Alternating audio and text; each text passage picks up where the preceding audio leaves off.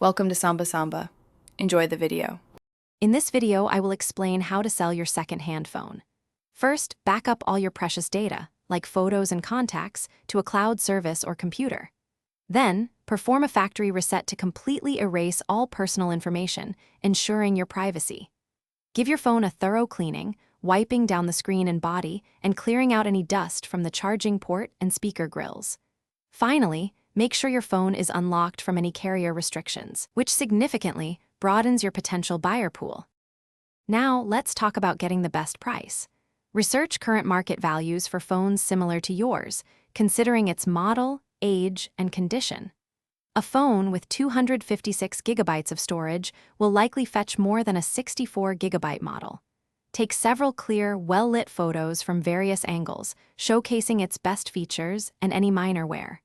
Write a detailed description, highlighting key specifications and being transparent about any imperfections, which builds trust with potential buyers. Choosing the right platform is crucial for a successful sale. Online marketplaces like eBay or Swappa offer a wide reach, but remember to factor in their selling fees, which can be around 10 to 15%.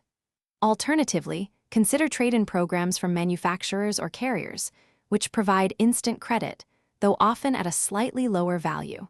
For local sales, Facebook Marketplace or meeting at an electronics store can be convenient, allowing for in-person inspection and immediate payment. Finally, ensuring a safe transaction is paramount. For local pickups, always meet in a well-lit, public place, like a coffee shop or police station lobby. Only accept secure payment methods such as PayPal goods and services or a direct bank transfer. Avoid cash unless you're comfortable with it and can verify authenticity. Never share your personal banking details. After the sale, keep a record, like a digital receipt or confirmation, for your peace of mind and for any future reference. Thanks for watching. Consider subscribing if we helped you.